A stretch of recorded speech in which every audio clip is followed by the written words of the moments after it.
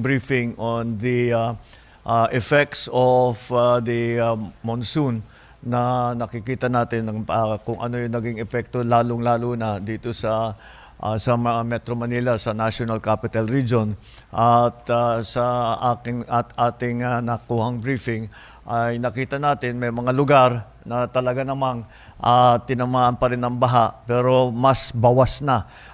Kung dati ay 2 stories ang baha, ngayon siguro hanggang tuhod na lang. Yung iba hindi na nabaha. At ang isa pang bagay dyan ay mas mabilis na ang paglabas ng tubig. At kung dati mag-aantay ang tao ng 2-3 araw bago mawala yung baha, ngayon wala pang 1 araw, wala na. At sa loob ng 5 oras, 201 millimeters. Ito ay katumbas ng 44% na bumagsak itong tubig ito in 5 hours. This is 44% of the water, the rain that fell during Typhoon Ondoy over a period of 24 hours. So 1/2 of the water volume that fell for 24 hours in Typhoon Ondoy, this time within 5 hours, 44% of that. So it was 201 millimeters that fell in 5 hours, and that is yan ang ating ngayon na hinaharap dahil nga sa climate change, dahil yung Ondoy was special, was unusual. Now this is a little bit becoming a little bit like the new normal. Makita natin na maganda naman ang naging epekto, patuloy yung ating dredging, yung ating mga pininspeksyon, yung pinalaki natin ng mga drainage systems, naglagay tayo ng malalaking tubo. Kung maalala ninyo, meron tayong mga pinuntahan na pinalitan yung mga after World War II pa yung mga drainage na ginawa. Ay pinaltan natin yung maliliit na concrete na tubo, ay pinaltan na natin yung mga na mas malaki na tubo para mas mabilis ang paglabas ng pagdaloy ng tubig. Pati na yung mga pumping station natin, we have 73 pumping stations that are all of them are functioning now. Marami doon ay hindi pa nakapag-function, minsan hindi pa gumana yon. Yung mga iba dyan, ngayon napapaandar na natin lahat. At patuloy pa rin ang ating dredging, patuloy pa rin ang ating pagbomba. Ang pumping station, meron pa tayo yung mobile na pumping equipment. We have 11 of those, I believe, that we are also using.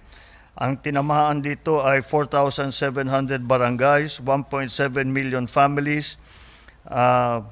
We have unfortunately already 27 casualties and 17 who are injured.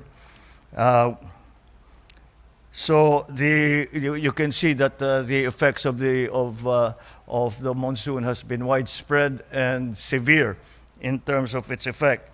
And so moving forward, what we are looking at is meron tayong na-identify, meron na may tumulong sa atin na galing Netherlands na tinuruan tayo at pinag-aralan kung saan, ano ba yung mga iba pwede natin gawin. And those are na maghuhukay tayo sa ilalim ng mga existing na facilities. Halimbawa, yung mga football field, yung mga open fields, yung mga kahit na may building, pwede namang hukayin yun.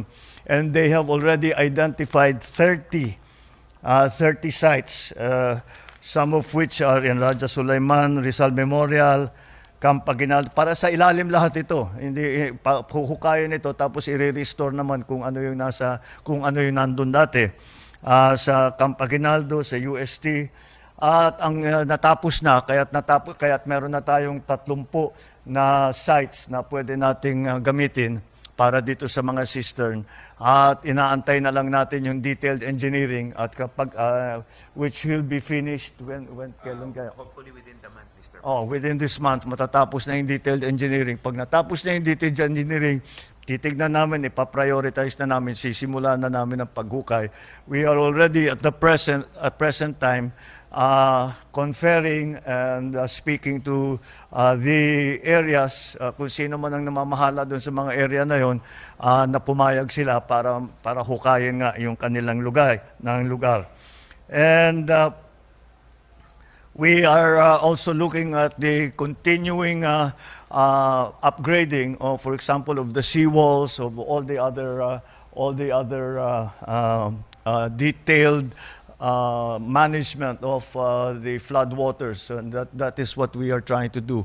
And not only in the initial briefing, doon sa mga huhukayin natin, nalalagyan nga natin ng kung saan natin iipunin yung tubig, pinasabi ko pag-aralan natin na imbes na itapon yung tubig sa dagat, ay sana makahanap tayo ng sistema, gagawa tayo ng sistema para kung ano man yung nakolekta na tubig ay magamit din.